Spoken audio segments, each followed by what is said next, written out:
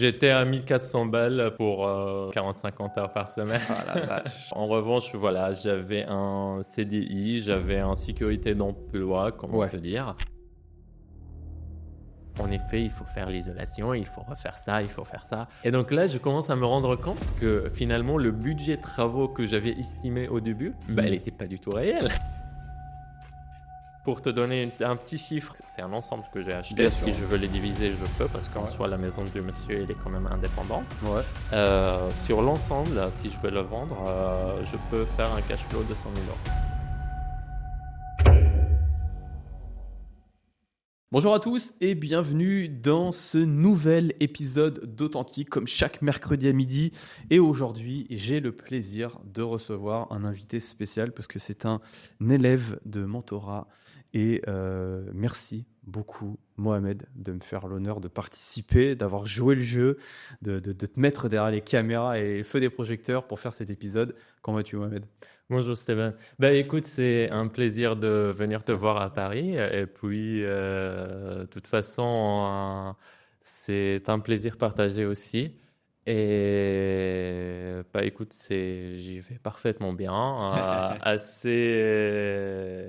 Assez motivé pour ce petit échange. Prêt à faire cette petite heure ensemble, ouais. Voilà. En plus, tu as un parcours qui est, moi je trouve ça fascinant. D'ailleurs, c'est pour ça que tu es là aussi aujourd'hui. On va le voir, on va regarder ça en détail, on va les creuser, mais je pense que tu vas inspirer pas mal de personnes. Je trouve que tu as un parcours qui est, je dirais, futé, malin.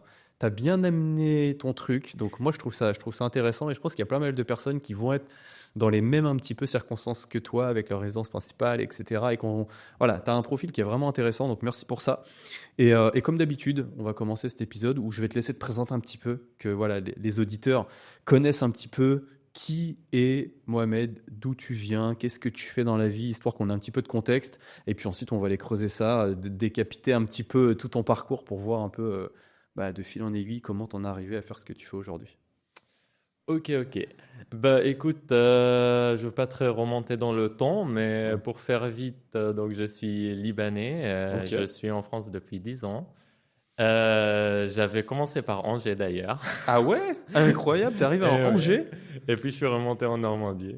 Okay. Donc voilà, j'ai fait mes études dans un lycée hôtelier. Donc j'étais cuisinier pendant 3-4 ans, même un petit peu plus. Ouais. Donc voilà, mon dernier poste, j'étais en chef de cuisine donc en Bretagne. J'avais déjà commencé à en avoir marre, donc c'était bien avant le Covid, et puis le Covid est arrivé et comme tout le monde je pense, on s'est rendu compte d'une vie complètement différente, un rythme complètement on a compris qu'est-ce que c'était une vie normale. Ouais, voilà, exactement. Donc voilà, donc c'était un petit peu la déclic, si on peut dire. Ouais. Et puis donc... Parce que du coup, pendant ce Covid, quoi, tu gardes ton travail de cuisinier, ça te met off complet? Il y avait plus de cuisine donc à ces moments-là. Donc pour pas rester sans emploi, j'ai trouvé un poste dans l'agroalimentaire. Donc je suis toujours cuisinier, mais dans l'agroalimentaire. Donc, et c'est à ce moment-là où j'ai acheté du coup ma résidence principale. En Bretagne, du coup, là-bas? Ouais, en Bretagne. J'étais venu dans la région de Rennes et donc, vu la location, les prix de location et tout ça, donc je m'étais dit, non, si je vais tout mettre en location, ça va pas le faire. Ouais. Donc, voilà, je me suis dit, au moins comme ça, je garde un petit d'argent que je vais les retrouver dans une dizaine d'années. Donc voilà, j'ai acheté ma résidence principale qui était une belle maison de mamie plus ou moins grande à la campagne du coup, à 30 km de Sud-Rennes. Ok. Qui est ta résidence principale actuelle toujours? Qui est ma résidence principale actuelle, mais aussi on va le voir, je l'ai divisé en parties, en 3 parties finalement, qui me sert du coup en investissement. Donc ma maison, je l'ai rénovée en grande partie moi-même. C'était pas prévu, mais voilà. Bon, au fur et à mesure des choses, j'ai appris à le faire avec des tutos YouTube principalement. Et les conseillers de Leroy Merlin, du Castor et tout. Donc voilà, c'est comme ça que je me suis sorti. Ça marche. Intéressant. Donc, tu arrives du Liban, tu as quel âge? Parce que j'ai 10 ans, J'ai c'était 27 hier. ans. Ouais, c'est ça. Ouais, je suis arrivé, j'avais 17 ans. Ah ouais, tu arrives, tu as Ouais. 17 ans. Et quoi, tu parles la langue, tu parles le français, tu fais comment? Non, honnêtement. Alors, Ouais. j'avais le français, oui, c'était ma deuxième langue, si Ouais. tu veux, de l'école. Donc, ok, je connaissais verbe être, verbe avoir. Mais voilà, j'étais Mais incapable ouais. de rentrer en discussion Ouais, vraiment ouais. français, quoi. Ok. Donc, voilà, mes 3 premières années, c'était vraiment école, mais pas que école hôtelière, mais j'avais aussi mes cours de langue. français Ouais, aussi, bien voilà, sûr, parce ouais. que du coup, j'avais double cours. J'avais en première partie comprendre le français, comprendre ce qu'on dit du coup dans le Ouais, cours, ouais. et puis suivre le cours. Ouais. Donc voilà, les 3 premières années, c'était assez intensif. ça m'étonne pas. Il fallait beaucoup de concentration, beaucoup de travail Ouais. pour pouvoir s'en sortir du coup. Ouais, bien sûr. Et tu viens en France avec tes parents? Je suis venu avec ma mère, mon frère et ma sœur. Ouais. Ok, ça Ouais, marche. ouais. Et vous êtes venu pour des raisons personnelles? Vous êtes De venu comment? raisons pas vraiment personnelles, mais je dirais la question géopolitique, Ouais, ok. enfin voilà, Ouais, vous aviez l'insécurité financière, politique, Ok, voilà. ok. Donc tu débarques, tu es quasiment majeur et faut apprendre la langue, etc., C'est ça. etc. Donc ouais, j'imagine que c'est super dur. Tu sais que j'ai un autre élève qui est Tian, qui a fait exactement à peu près pareil, qui est venu de Chine et qui a dû tout réapprendre, apprendre la langue, etc. Et on va voir que ça t'a pas empêché d'investir. Donc c'est... Non, ça va rien dire. Et Ouais. c'est au contraire, c'est ça qui fait la richesse. Bah et, ouais. euh, Bah ouais. et qui nous permettent du coup justement de vouloir avancer et y Bah aller ouais, plus ouais, vite ouais, parce bien que sûr. ouais, si on reste toujours à notre place, dans ouais. notre petite bulle, De dans notre confort, confort, ouais, voilà. exactement. Donc ok, donc tu débarques, tu fais ça, tu reprends l'école, tu apprends le français, etc. Tu décides, donc tu trouves un CDI, j'imagine. C'est ça, donc c'était un CDI dans un beau restaurant Ouais. où j'étais du coup à Granville, donc en Normandie. Ouais, je vois Et très bien. donc, c'était un très beau établissement. Voilà, bon, je ne vais pas très entrer parce que j'ai plus ou moins cité. Donc voilà, on était parfaitement bien payé à la valeur de ce qu'on faisait. Ouais. T'avais un bon salaire là-bas, ouais. Comment? T'avais un bon salaire là-bas? J'étais à 1400 balles pour j'en sais pas, 40-50 heures par semaine. Ah la vache. Voilà, donc si tu peux avoir l'idée. Voilà. En revanche, voilà, j'avais un CDI, j'avais un sécurité d'emploi, comme on peut dire, pour un jeune étranger qui voulait ses papiers et pouvoir vraiment s'installer correctement, c'était quand même nécessaire. Bah oui, bien sûr. Voilà. Donc, il y en a qui profitaient de ce genre de situation et qui profitent toujours. Ah, tu penses qu'on a profité du fait que tu sois un petit peu en demande de papier étranger pour te sous-payer, tu penses? Alors, ça joue forcément. Ouais. Et c'est un peu la raison pour laquelle qu'on trouve, même à Paris, hein, enfin un peu partout en France, on trouve énormément d'étrangers dans le domaine de la restauration, hein, mais pas que, dans beaucoup de domaines tout ça, on le voit, c'est beaucoup où c'est d'étrangers. compliqué de trouver de la main-d'œuvre, forcément, on intègre la main-d'œuvre étrangère. Pourquoi? C'est pas parce que vraiment toujours ouvert d'esprit, c'est parce que c'est l'axe le plus simple, je dirais, à pencher dessus. Donc voilà. Ok, intéressant. Donc tu arrives à faire ta place là, et là tu te dis, bon, je vais acheter ma résidence principale.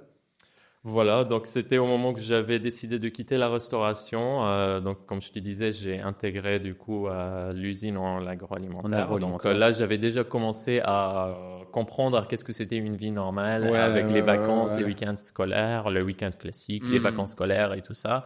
Voilà, tout ça, je ne connaissais pas avant. Pendant 4-5 ans dans la restauration, je ne connaissais pas du tout. Oui, tu connaissais pas. Tu as fait que bosser, quoi. C'est ça. C'est ça. À part mes vacances que je posais, donc mes 5 semaines que je posais voilà, qu'ils étaient forcément hors saison, hein, hors vacances scolaires, hors Noël, hors tout ça. Hein. Évidemment. Voilà, normal. T'as bossé non-stop, quoi. Voilà, c'est ça. Pour 1400 balles, quoi. C'est ça. Bon, qui se sont quand même évolués avec un petit peu avec le temps, mais voilà. C'était toujours pas à la hauteur que boulot je faisais. Bien sûr. Voilà. Donc, quand j'ai pris l'agroalimentaire, j'étais bien en termes de conditions de travail, mais j'étais pas à ma place. Ouais. Voilà, parce que, bon, avec tout le respect que, voilà, tout métier doit avoir des personnes qui l'occupent, mais voilà, je me voyais pas vraiment à ma place pour de long terme. C'était OK, un poste que j'occupais, voilà. C'était un peu le boulot pour manger, pour faire les besoins quotidiens. Oui, voilà. Mais c'était pas un C'était boulot pas de que je l'art me culinaire, projetais, quoi. C'était pas stimulant. Ouais, je vois ce que tu veux dire. Quand tu vois les lasagnes qu'on trouve dans les supermarchés. Oui, tu faisais ça, quoi. C'était de la cuisine de cantine en grande quantité. C'était pas du raffiné. C'était de la cantine. Ça envoyait pas des rêves, mais ça rebouchait un trou qu'il fallait reboucher. Il fallait travailler. Donc, voilà. Ok. Et t'étais mieux payé à ce moment-là pour ce poste ou pas? J'étais à 1400 balles pour les 35 balles. Mais pour les 35 heures, cette fois. Voilà. Mais au moins, voilà, c'était pas le salaire de rêve, mais c'était au moins je savais que j'étais payé pour certaines heures, que je commençais à telle heure, que je finissais à ces heures-là. Donc voilà. C'était une meilleure condition de vie quand même, quoi. Oui. Ouais. Mais c'était quand même une période un petit peu compliquée. Tu vois, il fallait se lever à 5 heures du matin. C'était quand même l'usine, donc c'était en 2-8. Il fallait faire une semaine le matin, une semaine d'après-midi. Et c'est là aussi où j'ai du coup profité de ces conditions horaires parce que c'est vraiment à ces périodes-là, quand j'ai été, si tu veux, confirmé en période de... T'as fini ta période d'essai et que t'avais confirmé CDI. C'est là où j'ai vraiment, la première semaine quand j'ai fini, c'est là où j'ai commencé à chercher. En 2 semaines, j'avais trouvé du coup ma maison. J'ai été voir ma banquière. Voilà, le manière, tu vas tout traditionnel. J'ai été d'abord voir la banque pour demander combien je pouvais avoir. Aller voir après les agents immobiliers. Trouver la maison. Voilà, un peu le parcours très standard. Et tu as profité de tes 2-8 pour aller dénicher les choses. Pour faire mes travaux du coup. Donc c'est là où j'ai acheté ma maison. Et quand tu vas voir la banque pour lui demander combien tu peux emprunter, ils te disent quoi avec ton salaire, etc. Tu as un peu d'argent de côté à ce moment-là ou pas? Oui, parce que comme je faisais rien à l'époque où j'étais à Granville, du coup, l'avantage c'est que j'ai pu quand même épargner un petit peu. Mais c'est intéressant ça. Tu as réussi à épargner alors que tu n'avais pas des salaires qui sont énormes. Non, mais on avait une vie, si tu veux, très basique. Où tu faisais vraiment pas de folie. Après, c'est un choix aussi personnel, tu vois. Moi, j'étais pas celui qui allait boire des verres tous les jours, qui allait voilà. Donc j'avais une vie quand même assez très basique, je dirais.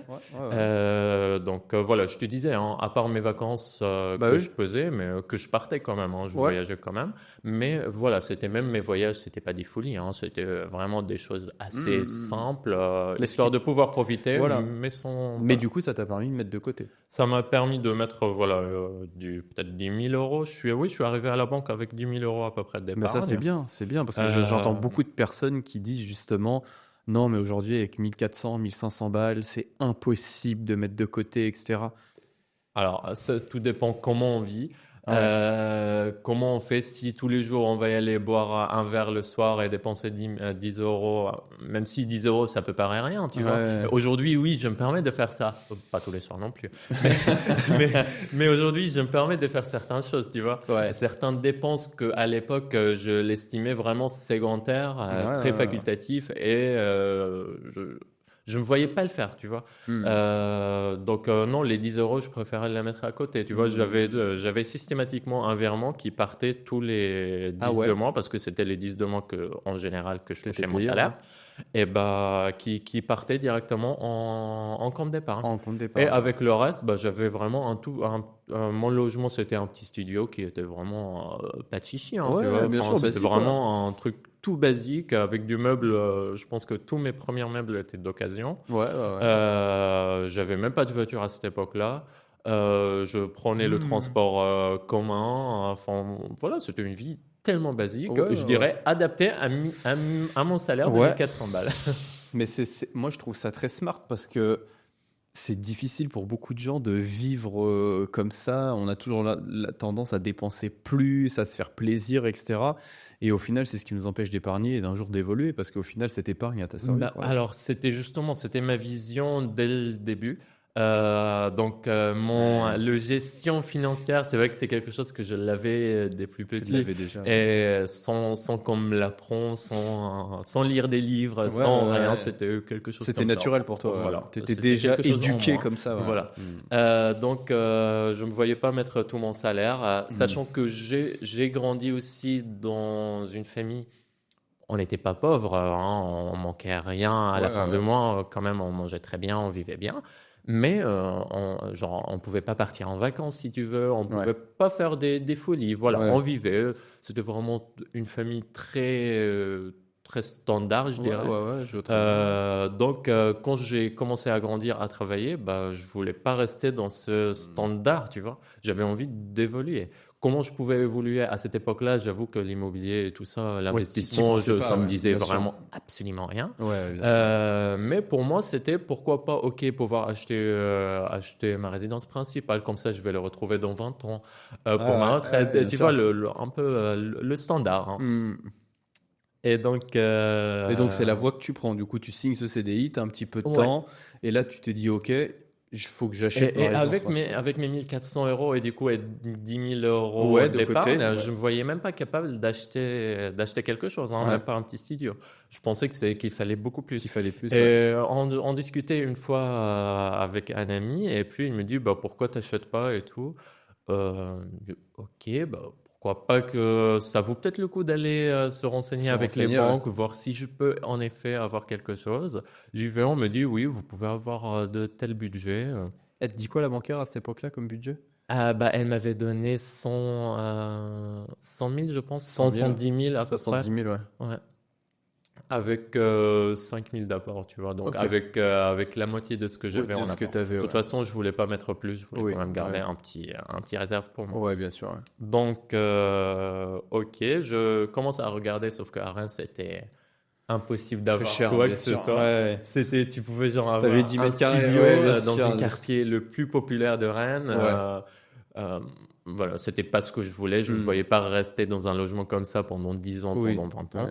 Donc, non. Je me suis dit, c'est là où je me suis dit, pourquoi pas commencer à chercher un petit peu plus loin. Donc, j'ai commencé mes recherches sur Le Bon Coin avec un rayon de 30 km autour de Rennes. À chaque fois que je voyais une maison, tu sais, les maisons dans ces budgets-là, en plus, on était encore dans le Covid. Donc, en quelle année à ce moment-là? En 2020. 2020. Fin 2020. C'est Covid. C'était, on était en plein Covid. On avait passé le premier confinement.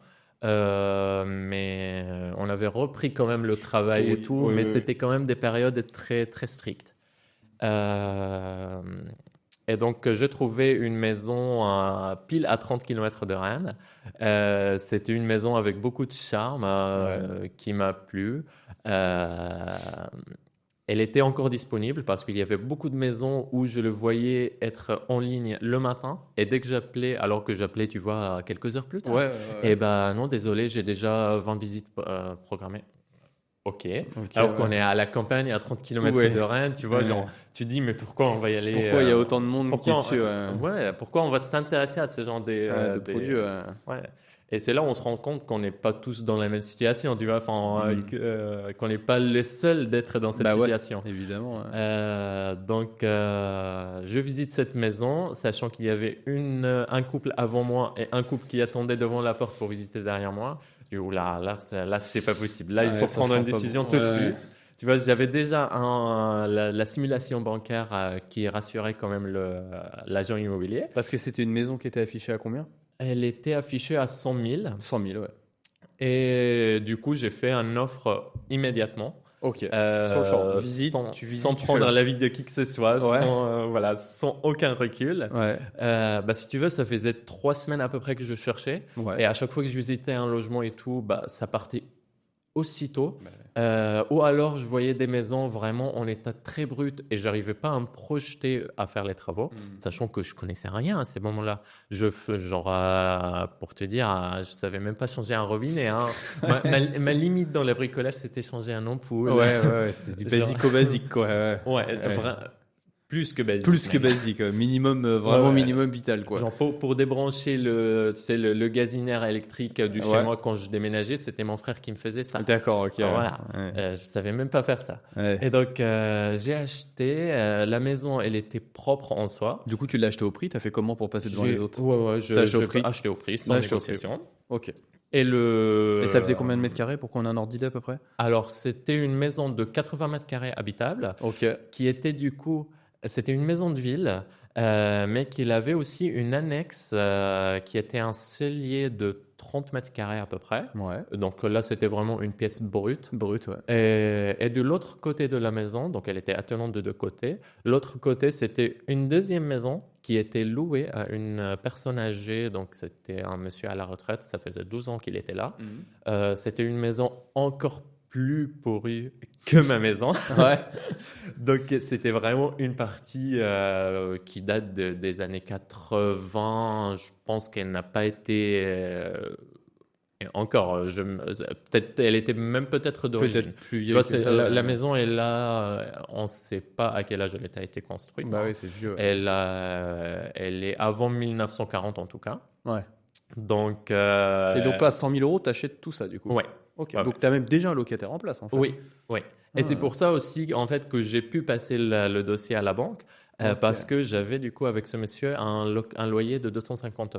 Donc il fallait quand même refaire l'électricité chez lui et la toiture. Mais voilà, c'est ça en fait qui m'a permis de dépasser les 110 000 que la banquier m'avait donné comme budget. Et finalement, j'ai pu aller jusqu'à 140 000, je pense. 140 000 du mémoire. Pour avoir un petit peu de quoi faire tes travaux, du coup. Pour avoir 10 000 à peu près pour les travaux que je voulais faire moi-même. Donc, tout ce qui est peinture, cuisine, aménagement de salle de bain. Tu vois, des choses vraiment basiques. Ouais. Et puis, faire la toiture, l'électricité. Et qu'est-ce que j'avais encore c'est tout. En gros, oui, il n'y a eu que la toiture et l'électricité qui ont été faites par et la menuiserie, vraiment les parties menuiserie principaux dans la maison, tout ce qui est menuiserie extérieure, qui ont été aussi faits par des artisans. Et la cheminée. Ouais. Mais tout le reste, c'est moi qui les a fait. Et du coup, à ce moment-là, moi, je me voyais du coup juste faire ça, la toiture, l'électricité, faire un coup de peinture parce que tu sais, c'était les murs jaunes avec les tapisseries en fleurs. Voilà, bien jolie maison de mamie. 70-80, voilà, c'est bien dans son jus, ouais. Et donc, à cette époque-là, moi, je ne savais rien du tout de mode de chauffage, isolation, tout ça. Ça me disait strictement rien. Donc, j'ai fait intervenir une entreprise pour mettre en place une pompe à chaleur. Et donc, le monsieur, il me dit, mais quand est-ce que vous allez faire l'isolation? Je dis, isolation? Ça me disait rien du tout, tu vois. De quoi tu me parles? Et donc, ok. Donc, il m'a lancé un déclic. Et je commence à regarder, mais en effet, donc si je fais pas d'isolation, ça sert à rien de mettre à une pompe à chaleur. Je vais pas chauffer des murs qui donnent. Tu vas chauffer des murs passoires. Donc, je commence du coup à pencher plus sur le sujet. Je me rends compte qu'en effet, il faut faire l'isolation, il faut refaire ça, il faut faire ça. Et donc là, je commence à me rendre compte que finalement, le budget travaux que j'avais estimé au début, elle n'était pas du tout réelle. Ouais. Elle était vraiment pas du tout réelle. Mais vraiment pas du tout pour le coup. Ouais. Et j'étais encore en période de compromis, si tu veux. Donc, je me suis rendu compte très vite. Donc, j'avais deux choix. Soit aller revoir la banque et du coup dire que non, finalement, ça ne va pas passer dans le budget. J'aurais pu me rétracter sans rien payer.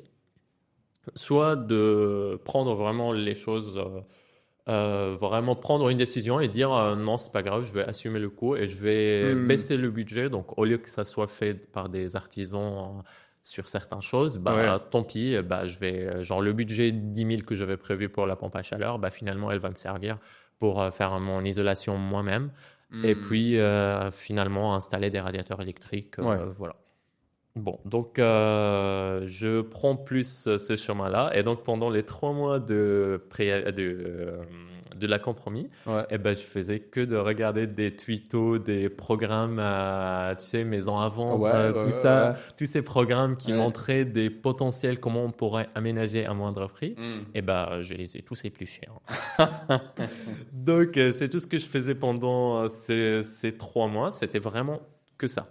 Soit des visites artisans. Donc, je faisais, voilà, dans chaque corps du métier, je faisais intervenir 3-4 artisans. Ok. Il y avait certaines choses que je savais que j'avais pas le moyen de le faire par des artisans, mais je le faisais tout de même intervenir pour que je puisse un peu comprendre comment ça s'est passé, qu'est-ce qui était possible, qu'est-ce qui n'était pas possible, tu vois.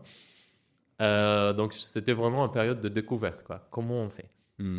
Donc, voilà, j'ai attaqué mes travaux. J'ai mis 1 an à faire mes travaux. De ta maison principale. Ouais. Ok. 6 mois intensifs, du coup, où je faisais, du coup, je disais, donc, je travaillais une semaine de matin, une semaine d'après-midi. Quand je faisais 5h, 13h au travail, 13h, je partais directement dans la maison pour commencer mes travaux et je restais jusqu'à 20h le soir. Et puis, je tapais encore 40 km parce que c'était à 40 km du logement que j'avais en location. Pour rentrer chez moi, je peux te dire que à ce moment-là, c'était vraiment manger, travailler, dodo. C'est pas métro, boulot, dodo, mais c'est travaux, boulot, dodo. Quoi. Voilà, il n'y avait pas le métro.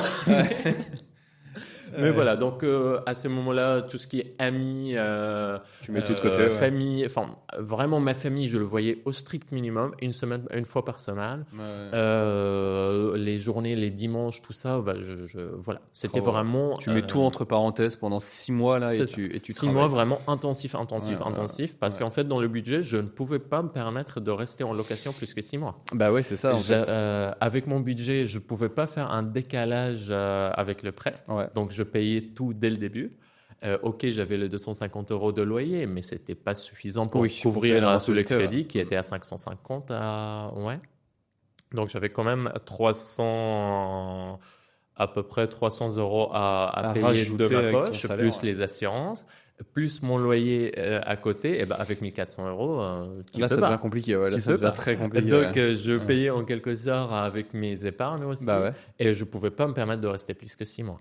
Donc en 6 mois, j'ai fini le rez-de-chaussée, la salle de bain, la cuisine. La maison est devenue habitable, sans chambre, mais voilà. Sans chambre. Donc et j'ai aménagé dedans. Je dormais sur un matelas à la place de la table à manger aujourd'hui. Ok, d'accord. Et puis j'ai continué mon rythme intensif, mais cette fois-ci j'étais dans le logement, donc c'était t'étais sur place, simple. T'avais pas la route, t'avais pas tout ça. Et puis j'avais plus tous les stress, tu vois. Est-ce que je vais y arriver? Est-ce que quand je vais casser ce mur, est-ce que le plafond va tomber sur moi? Est-ce que la maison elle va écouler? Tu vois, tous ces stress-là que finalement on se rend pas compte quand on visite aujourd'hui. Aujourd'hui oui, je connais, quand je regarde un mur, je sais si je peux le démolir ou pas. Mais à l'époque, je ne savais pas, je ne savais rien, mais strictement rien. Et donc, c'était un énorme de stress. Des fois, tu vois, pour attaquer un truc, tu te mets comme ça 2 heures devant. Comment je vais faire? Est-ce que je vais faire ça? Est-ce que tu regardes les tutos, mais tu sais, les tutos c'est simple, mais les tutos ils partent sur une pièce 4x3, tout est mur tout est beau, carré. Voilà. Alors qu'en réalité, tu as un mur qui fait ça. Tu sais, les maisons anciennes, tu n'as jamais un mur droit comme ça. Les murs ils penchent comme ça, puis comme ça, puis comme ça. Ok, comment on fait? Et puis les équipements, je n'avais pas le moyen de m'équiper avec des moyens, avec des machines, pro, de haut de gamme et tout. J'avais tout en filaire, tu vois, avec les perceuses, tout ça. Voilà, que j'achetais à Lidl, le tout basique, tu vois. Et donc, voilà, c'est comme ça que je me suis débrouillé et c'était tout à fait faisable en fin de compte. Ouais, c'est ça, tu as réussi à t'en sortir. C'est fatigant, il faut un volontaire, il faut vouloir le faire. Bien sûr. Faut pas dire que c'est facile. Non, c'était pas facile, c'était une période très compliquée. Mais à la fois très amusant, tu vois, c'est un challenge en fait. C'est un challenge. Tu le fais sans. T'es entre toi et toi. Voilà, t'as pas un troisième personne. T'étais tout seul à le faire à ce moment-là. Je j'avais pas de copain, copine. T'as rien du tout. J'étais célibataire. Tout seul célibataire, donc vraiment, t'as tout fait. Et j'avais du coup 23 ans. Et du coup, pour te répondre, ça me fait penser quand j'ai été voir du coup ma banquière. Donc, j'ai monté le dossier j'étais à la Crédit Agricole à ce moment-là. Ouais. Et puis, moi, je me suis dit, allez, je vais aller voir quand même un deuxième banque. J'ai été voir la CIC. Je me suis dit, tu vois, comme ça, je vais pouvoir négocier. Donc, la Crédit Agricole, après le montage de dossier et tout, j'avais du coup signé à ce moment-là la compromis et tout. Ouais. Elle me dit, désolé, monsieur Amar, mais la commission a refusé. Pardon. Comment ça a refusé alors que moi, elle me rassurait, elle me disait que ok, tout va bien, on va vous suivre et tout. Refusé. D'accord, là, tout est bouleversé. Catastrophe. En fin de compte, en fait, c'était parce qu'il y avait une partie locative. Donc, le Crédit Agricole, ils l'ont considéré comme un investissement locatif et ils ne voulaient pas y aller jusqu'à 25 ans. Ils voulaient justement aller juste à 20 ans. À 20 ans. Et à ce moment-là, ça ne pouvait pas passer avec mon taux d'endettement. Bah oui, bien sûr. Heureusement, du coup, que j'avais contacté la CIC pour un deuxième plan. Ouais. Et du coup, eux, ils ont bien voulu me suivre. Et grâce à ces 250 €, bah, le financement des travaux, ils ont pu passer dans les financements. Donc, voilà. Et donc, la conseillère de Crédit Agricole me dit, mais pourquoi vous êtes pressé? Vous ne devez pas être déçu. Enfin, vous êtes jeune, vous avez que 22, j'en sais plus, 22 ou 23 ans. Ouais. Enfin, à 23 ans, mais amusez-vous, partez en voyage. Enfin, pourquoi prendre les choses aussi au sérieux? Bon, j'avais juste envie de quitter son bureau. Ouais, vous étiez pas du tout sur la même longueur d'onde, quoi. Ah bah absolument pas. Ouais. Donc voilà, finalement le projet passe. Donc ça se fait, tu fais ta réno de travaux pendant un an. Et là, tu te dis quoi? Tu te dis, il me reste des annexes, j'ai toujours mon locatif derrière. Alors, si tu veux, dans le budget travaux, j'avais toujours, dès le début, j'avais vu je t'ai dit qu'il y avait une partie de 30 mètres carrés à peu près. Oui. En Saint-Célier, là, ouais. Je le voyais de base comme un studio pour un projet locatif. Ah oui, tu l'avais déjà intégré comme ça dans ta stratégie. Je le voyais déjà comme ça dans ma tête. C'était pas du tout pour faire du Airbnb. Oui, bien sûr. Tu savais pas encore à l'époque. C'était pour mettre un locataire. Et puis voilà. En plus de mes 250 € que je gagnais avec le monsieur à côté. Sachant que du coup, j'avais mis à peu près 10 000 € pour la rénovation de cette partie. Ouais. Et ben, ces 10 000 €, je l'ai complètement brûlé avec la rénovation de ma propre maison. Donc, il n'y avait plus de budget pour le studio. Ouais. Donc, je finis ma maison. Okay. J'y vais jusqu'au bout. Je termine vraiment tout de A à Z. La partie vraiment maison. Et tu manges tout le prêt, du coup. Tu consommes tout le prêt. Et une bonne partie de mes restes d'économies personnelles. Tout passe dedans. Ouais. Et ben, en fait, c'était dans ma tête, il fallait mieux finir ça parce que tu vois, une fois que tu as rénové une maison, bah, le plafond, soit tu le fais dès le début, soit tu le fais plus jamais. Tu le fais plus, c'est compliqué. Donc voilà, une cuisine, tu peux toujours le rattraper, tu peux toujours la changer. Bien sûr. Mais le plafond, une fois que c'est mis, c'est mis. Bien sûr.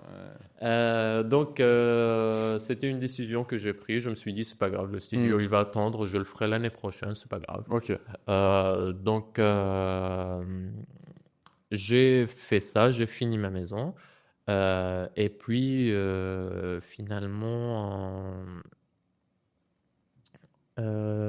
finalement, c'est là où je me suis sorti avec un problème des épaules. Ouais. J'étais du coup dans l'agroalimentaire.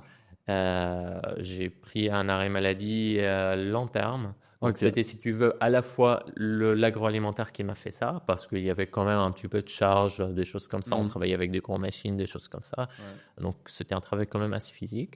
Et puis, à la fois, le travail intensif que je faisais dans ma maison, tu sais, les bandages joints, tout ça, je le faisais moi-même, avec les mains dans l'air, les plaques du plâtre, tout ça. Et bah, du coup, j'ai carrément abîmé mes épaules. Ouais. Finalement, au bout de 6 mois, je suis sorti en inaptitude de poste, donc licenciement. Ok. La seule choix que j'avais, c'était de reprendre la cuisine traditionnelle, parce que ça reste moins intensif en termes physiquement, même si ça reste un travail assez intensif. Bien sûr. Mais au moins, je n'avais pas les charges lourdes et tout ça. Donc, je reprends la cuisine traditionnelle pendant 1 an. Ça se passait plutôt bien au début. J'ai trouvé un poste vraiment adapté en chef de cuisine. J'avais tout ce qu'il me fallait. J'étais payé à mon juste valeur, je dirais. Cette fois-ci, on notait les heures. C'était vraiment mes critères. Donc, et au bout d'1 an, bon, il y a eu des choses. C'est que le restaurant a été vendu. C'était des nouveaux patrons qui sont venus en place.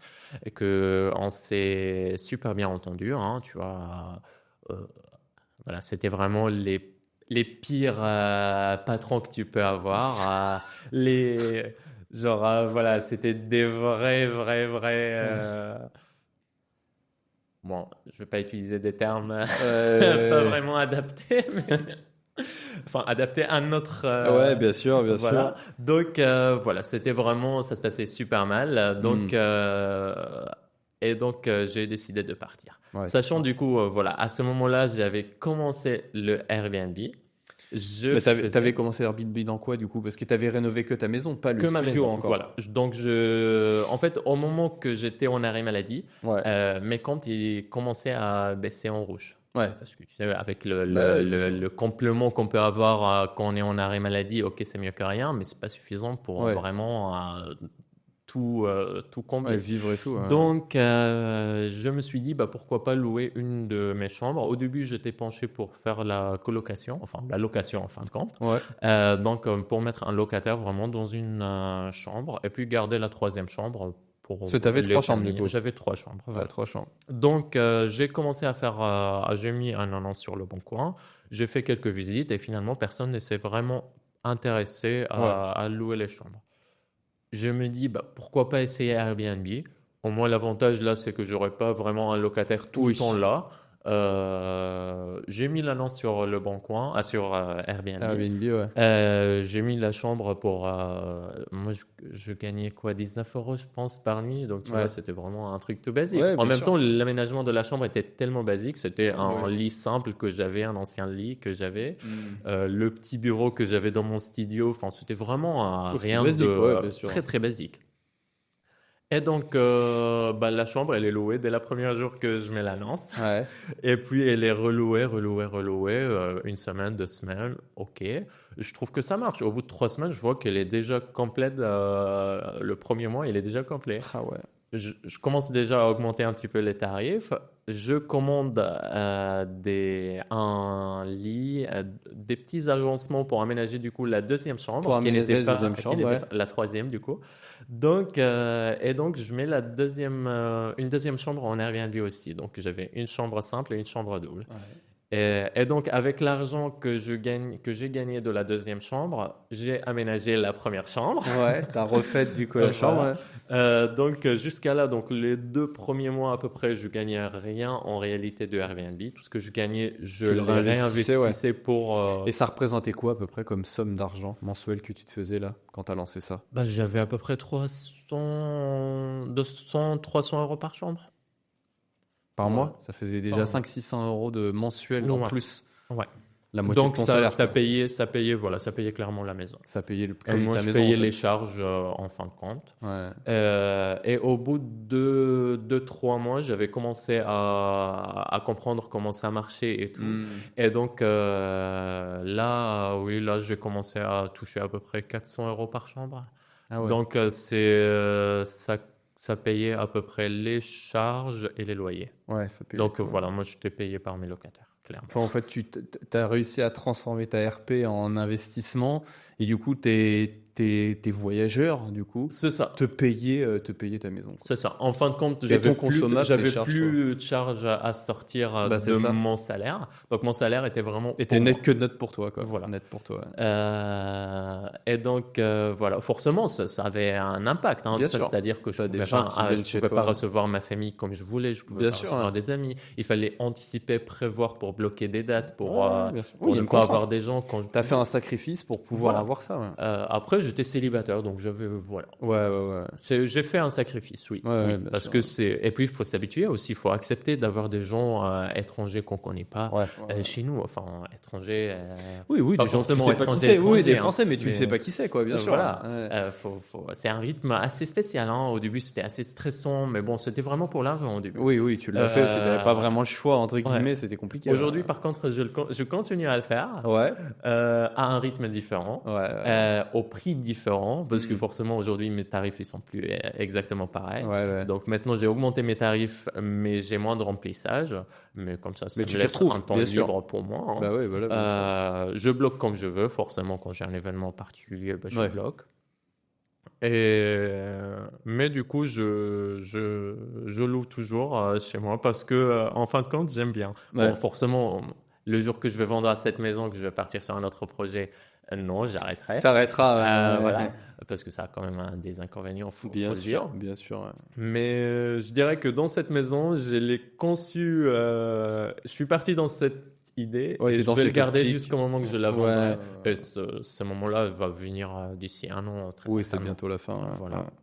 Donc ça te permet d'avoir tes charges, tes loyers, de payer. Toi, tu as ton salaire pour toi, du coup, tu peux remettre un petit peu de côté. Voilà. Et donc là, j'avais repris ce job-là, du coup, et j'avais un très bon salaire, faut le dire.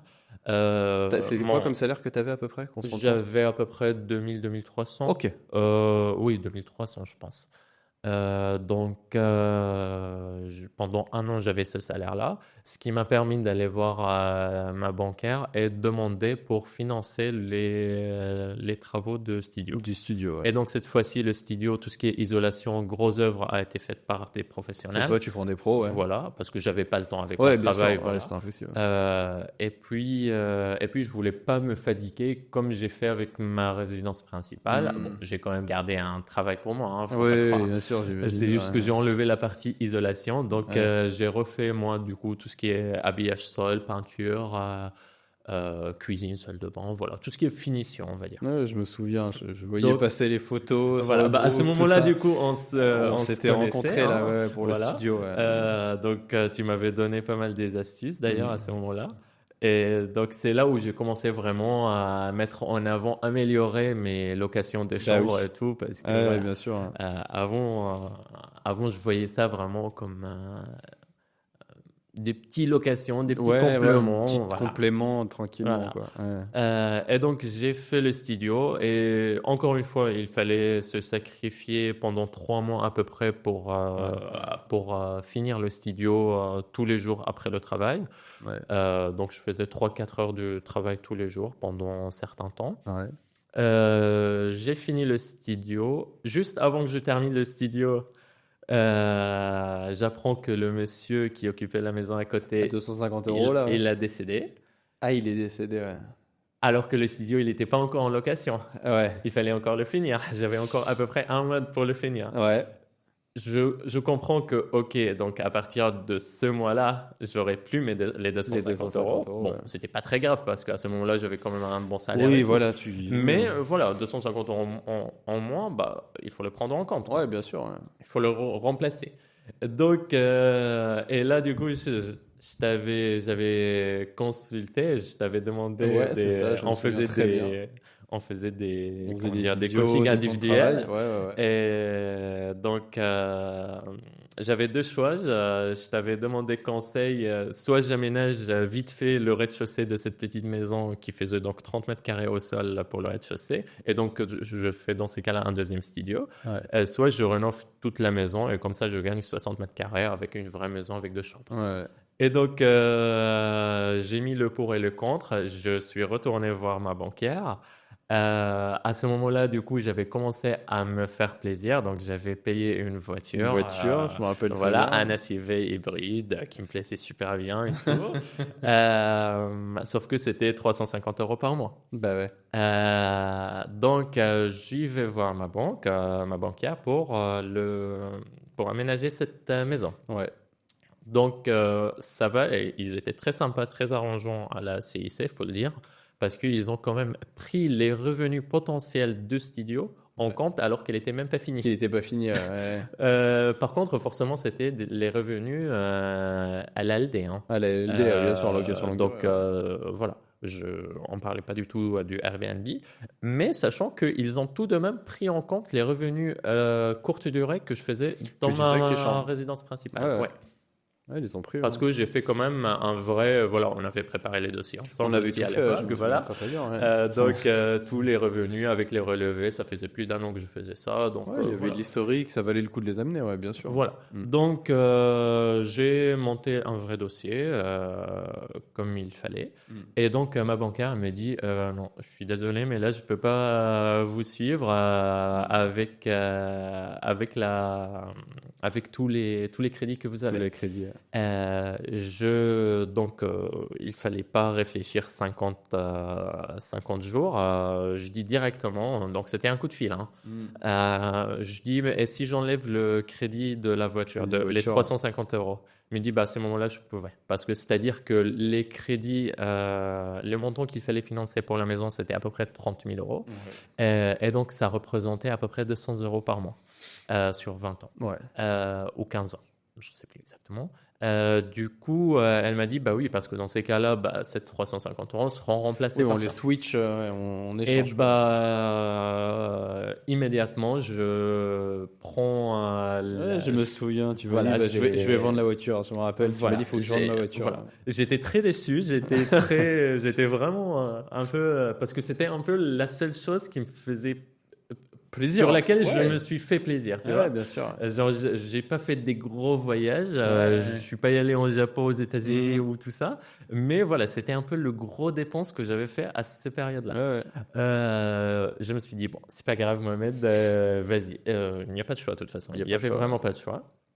Je le fais, donc je vends ma voiture très rapidement. Je perds dans l'histoire 2000 €. Parce que voilà, une voiture que tu achètes et que tu la vends 6 mois plus tard, forcément, c'est que de la perte. Faut pas croire. Donc, c'était le premier très bon investissement, très, très rentable que j'ai fait dans ma vie. Donc, ok, je la vends. J'achète une Scénic, une grande Scénic de 2010. Que quand tu allumes, ça ronronner dans tous les sens, ça vibre. Tu vois. Donc, tous les luxes que j'avais dans mon SUV, là, tu l'as plus, là, ouais. C'est fini. Strictement rien. Ouais. Donc, cette Scénic, du coup, comment je l'ai financée? J'avais un crédit en réserve en parallèle de mon crédit pour que ça passe du coup dans le taux d'endettement. Une fois que j'ai eu l'accord pour le crédit travaux, j'ai débloqué cette somme-là. Donc, il n'y avait pas besoin d'études bancaires ni quoi que ce soit. Oui, bien sûr. Ouais. Voilà, donc j'ai débloqué 2 crédits en même temps. Et donc là, elle te finance pour faire les travaux du coup Et donc, en cette période-là, du coup, le studio, il était fini.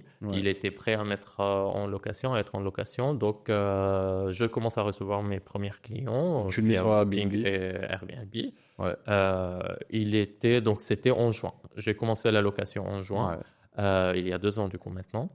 Donc, ça se louait super bien dès la première année, dès la première saison. Ça te rapportait combien à peu près ce studio-là par mois? Le premier saison, parce que bon, l'annonce, il était encore tout frais. Oui, bien sûr, pas trop de commentaires. Je gagnais à peu près 800 €. 800 € pour le studio, ouais.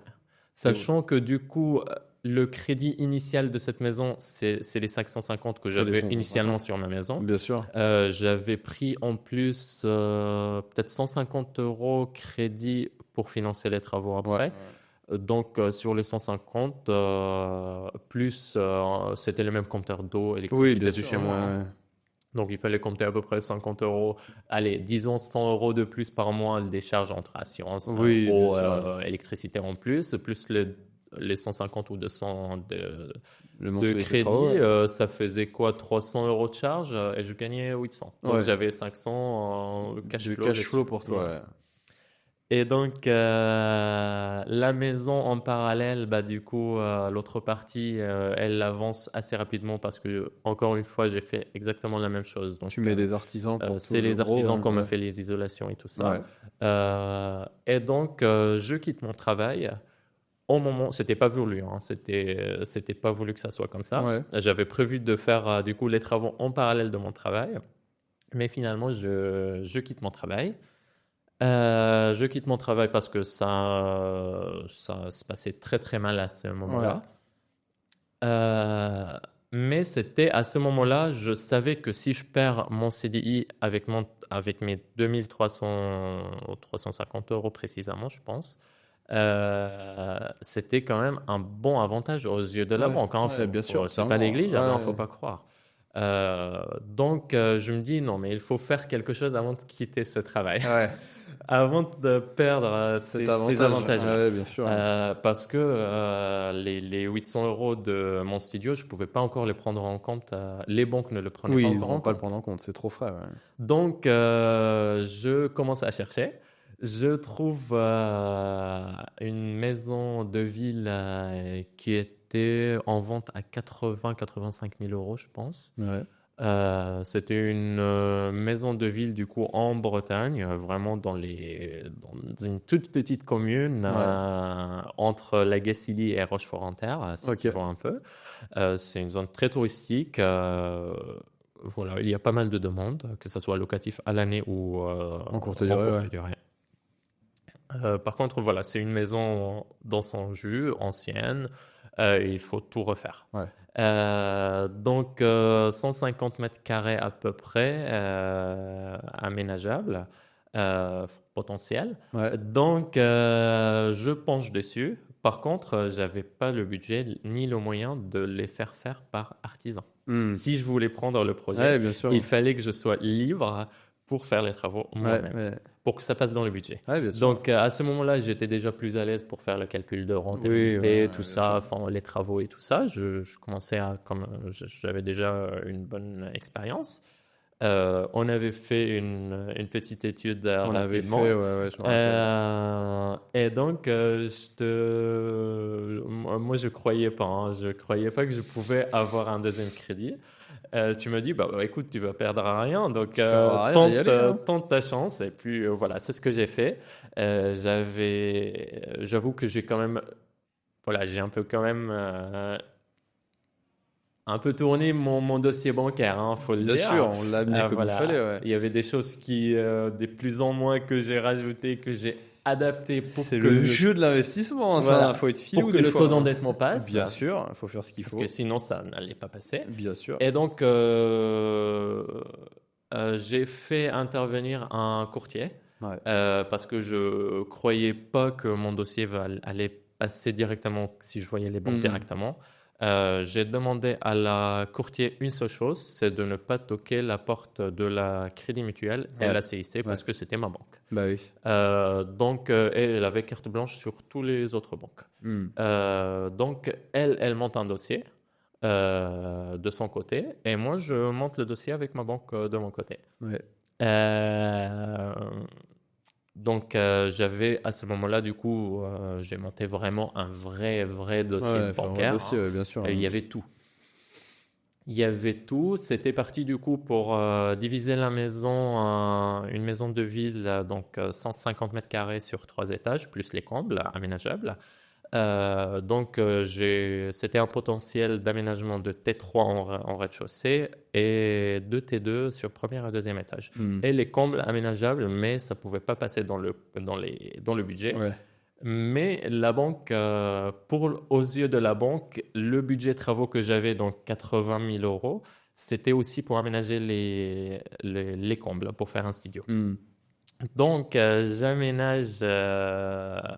Donc, j'avais pour le dossier bancaire, j'avais du coup une rentabilité potentielle de 500 euros pour le rez-de-chaussée, 450 pour le premier et deuxième, et puis le studio aussi qu'on a pris en compte. La CIC, ils ont bien voulu tout prendre en compte parce que, après l'estimation locative, j'avais fait par un agent immobilier, donc tout était vraiment réel, hein, assez certifié, on va dire. Donc, elle le prend en compte. Elle prend en compte les revenus du coup que j'avais au studio. Le studio, Ils ont pris tout ce que tu avais en compte déjà en Airbnb sur tes RP, ouais. Non, elle n'a pas voulu prendre les chambres. Airbnb en compte. Ouais. Donc, j'ai mis un locataire en place. Ok. Tu mets un locataire en place. Qui était mon frère. Qui était ton frère. Okay. Qui n'est pas un locataire, du coup. Qui n'est pas un vrai locataire, mais ça fait un bail voilà, pour pouvoir ça fait présenter à la banque. Ça fait un premier versement. Ouais. Donc, ça passe. Donc, 450 € que j'ai pu prouver. Et les potentiels revenus que j'avais dans la maison à côté que je rénovais. Et qu'elle a bien pris en compte du coup. Donc, c'était 600 € que j'avais prévu. Ça, plus mon CDI, plus la location de chambre, plus les revenus potentiels de cette maison, bien sûr. Et ben, ça passe dans le crédit. Ça passe sachant que j'avais du coup un crédit, donc 155 000 € tout, donc j'avais à peu près 80-85 000 budget travaux. De travaux, ouais. J'ai pas de place à faire des folies. J'avais prévu du coup l'électricité à faire par les artisans. Je quitte mon travail, je fais mes travaux vraiment à plein temps cette fois-ci. Je me concentre vraiment en plein dedans. Et donc ce projet actuellement, il est toujours en travaux. Il est en travaux là ? Il est en travaux toujours. Et il va sortir combien de lots ce projet-là ? Il va sortir donc un T3, donc trois lots, 2 T2 et un T3. Et un studio futur, une fois que tout est terminé, une fois qu'il y a vraiment la rentabilité, tu vas chercher le quatrième. La quatrième. Voilà. Alors que tu n'y croyais pas pourtant. Je croyais absolument pas. Tu croyais absolument pas, tu n'avais pas un gros salaire, tu pensais que ça allait être impossible et finalement te voilà avec un immeuble de futur 4 lots. Quoi. C'est ça. En plus du coup la maison donc aujourd'hui elle est donc j'ai la maison du monsieur du coup qui est décédé actuellement, elle est du coup en Airbnb. Elle est en Airbnb, ça y est. Voilà, tout le temps. En plus de studio et les chambres de chez moi. Et donc, pour te donner un petit chiffre sur ma résidence principale, donc c'est un ensemble que j'ai acheté. Bien si sûr. je veux les diviser, je peux, parce qu'en soi, la maison du monsieur, elle est quand même indépendante. Ouais. Sur l'ensemble, si je veux le vendre, je peux faire un cash flow de 100 000 €. Une plus-value. Un plus-value net de 100 000 €. De 100 000 €. Et ça, c'est prévu du coup d'ici l'année prochaine que ça soit vendu. Comme ça, je pars sur un deuxième immeuble. Voilà. Mais j'attends d'abord que l'immeuble soit fini, soit vraiment en place. Quoi. Donc là, si je résume, tu débarques dans un pays quasiment majeur, tu parles pas français, tu trouves des petits boulots payés à 1400 balles, etc. Parce que c'est ça le contexte, on se rend compte. Pas beaucoup d'argent de côté, tu te lances, RP. Tu sacrifies beaucoup parce qu'avoir des locataires chez soi, etc., c'est dur. Tu te retrouves avec 2 chambres, 2 studios qui tournent sur ta résidence principale. Donc ta résidence principale devient une vraie source de revenus. Et on fonce. Et aujourd'hui, en plus de cette source de revenus, tu sors un immeuble de 4 apparts. Quoi. C'est ça, c'est exact. C'est incroyable. En combien de temps ? En 3 ans. En 3-4 ans, quoi. Ouais. J'avais acheté vraiment fin 2020. Ouais, c'est ça. Fin 2020. Ouais, c'est ça. Donc, oui, depuis 2020. Donc, ça fait 4 ans cette année. Ouais. C'est incroyable, tu t'en rends compte, non ? Ouais. C'est incroyable. Mais il ne faut pas croire que c'était en cliquant des doigts. Non. T'en as chié, t'en as bavé, t'as sacrifié du temps, t'as sacrifié ta vie perso, t'as sacrifié plein de choses. Mais en 4 ans, moi, je trouve ça et même aujourd'hui, si tu me vois dans mes chantiers, c'est comme toi quand tu es dans tes chantiers. Bien sûr. Bah ouais. Il faut bosser. Il faut bosser. Il ne faut pas croire qu'on peut gagner quelque chose sans rien. Il faut des sacrifices. Mais je pense que tu te rends même pas compte à quel point tu vas impacter des gens. Il y a tellement de gens qui sont dans leur confort, qui disent bah non, mais je peux pas avec ça, puis je peux pas avec ce salaire. Mais toi, tu avais tout contre toi, entre guillemets, et tu as réussi des trucs extraordinaires. Et là, tu as 100 000 € de plus-value latente qui t'attend. Ça va encore, on va passer à un autre step l'année prochaine, c'est sûr et certain. Quand tu vas la vendre, c'est sûr qu'on va récupérer de la trésor, on va pouvoir optimiser tout ça. Et je pense que dans les 3-4 années à venir, ça va accélérer très très fort pour toi.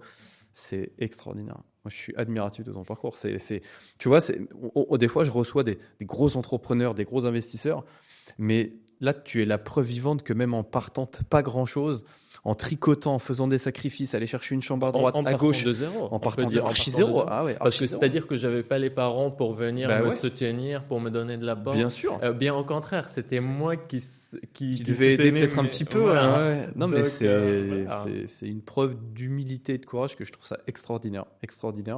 Et ça m'amène à la dernière question que je pose à tous mes invités, donc je vais te la poser aussi.